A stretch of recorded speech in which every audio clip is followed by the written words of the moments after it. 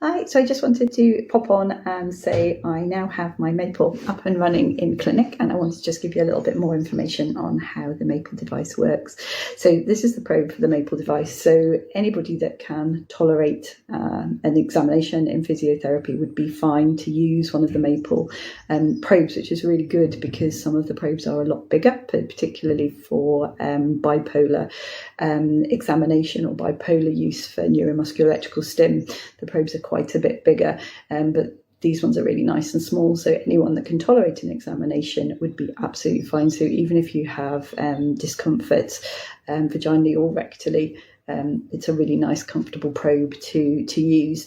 The other thing that's different, obviously, than the bipolar is that the Maple has 24 different electrodes. You can see that on the 4 sides, all the way around, going from the bottom to the top. So it can be really, really specific in which muscles it's targeting. So I've got my little diagram here. So if we were to go in vaginally with the probe here, so we'll start on the outside. The first 2 rows are more for bulbospongiosis and ischiocavernosus, which are more these external muscles of the female pelvic floor. Sideways or laterally, as we go in, the next 2 up, so the middle 2, rows 3 and 4, are more for the puborectalis muscles on the sides, obviously, and the top 2 are more for pubococcygeus and iliococcygeus muscles, which are sort of coming further out onto the pelvic floor here. So it's really specific and targeted. Obviously, the front portion of the probe is going to be looking more at the urogenital diaphragm, and the back portion will just be looking at the anal canal. It's not as specific from a muscle point of view, front to back, if we use it vaginally. Rectally, if the probe is used, then the top one is for the the bottom one here is for the external anal sphincter. So as we come in, you can see it's sort of sitting right on that external anal sphincter, this round portion here. Obviously, to the front, it's just going to be hitting the urogenital diaphragm and the vagina, and to the back, it's more pubo and iliococcygeus. It's hitting on pubo and iliococcygeus if we're on the top 2, and the middle 2 here, it's again the puborectalis muscle.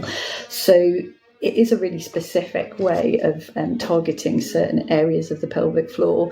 So what we would start off with is just having a nice relax on the couch with the probe in place, and it's just a case of breathing so we can get a baseline of what the pelvic floor is doing. Then we run through a series of fast twitch contractions and also the slow, longer endurance twitch contractions.